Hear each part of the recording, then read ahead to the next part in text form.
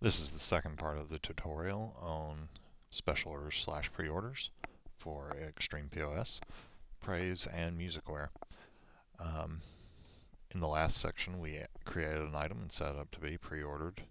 In this section, we're going to go over how to sell a pre-order to a customer and then how to convert that pre-order into an actual sale.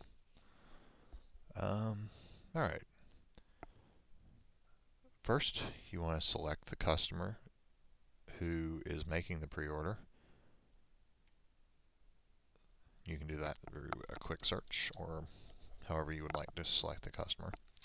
And then you're going to sell the item that you have set up as a pre-order. You're going to scan it as though you were selling it, or type in the item number in this case, and it will come up with a prompt telling you that the item is not yet available for purchase and ask if you want to create a pre-order. And we're going to say yes. It's going to offer the option to put down a deposit up to the full amount. By default, that's just the full amount without tax.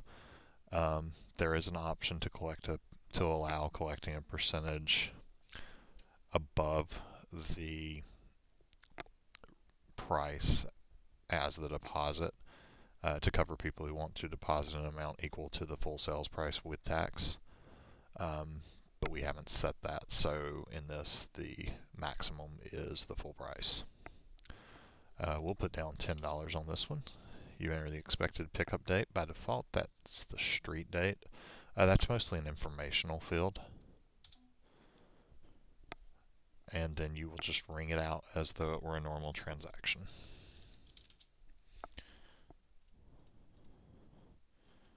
Alright, so now if we select that customer again, you'll see that the special orders button turns yellow to indicate that that customer has special orders, but that you do not have them in stock. Now, if we try to sell that special order, for starters, we don't have it in stock, but second, you cannot pick it up until the street date of February 28th, which is what we set during the demo. For reference, today is the 20th of February. So what we're going to do, we're going to go into inventory to that item, and we're going to set ourselves a stock level of 15, and we're going to change the street date to February 10th just for demonstration purposes. Now, when we select that customer, you'll see that the special orders button turns green to indicate that that customer has special orders / pre-orders in, and you have them in stock. As you can see, we've got a quantity of 1 pre-ordered, and there are 15 in stock. So we're going to hit the Add to Invoice button, and then we're going to exit this screen, and you can add multiple special orders to the same customer on one invoice. You'll see that the full price rings up as though there were no deposit placed.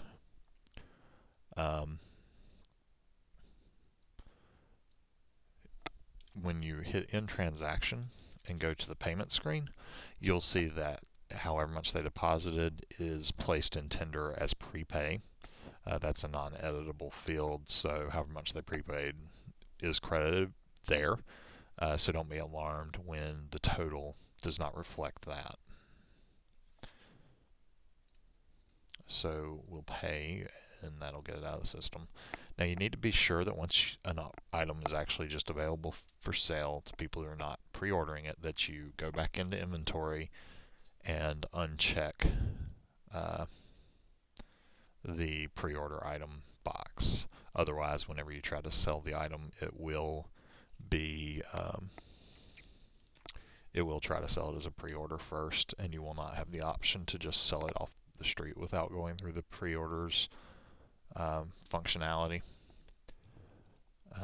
Finally, let's show you the option that you set to allow for collecting more than the price as the deposit.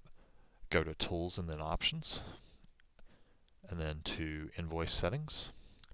And the relevant setting is collect up to however much % above sales price on pre-books. So if we set this to 7%, for example, and we attempt to sell a pre-order, or that is not the pre-order item. We attempt to sell a pre-order,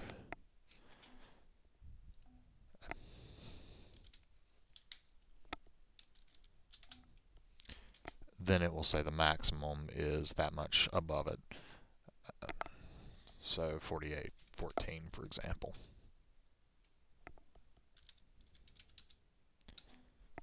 And then you can ring it out. And then when we do have that customer pick it up,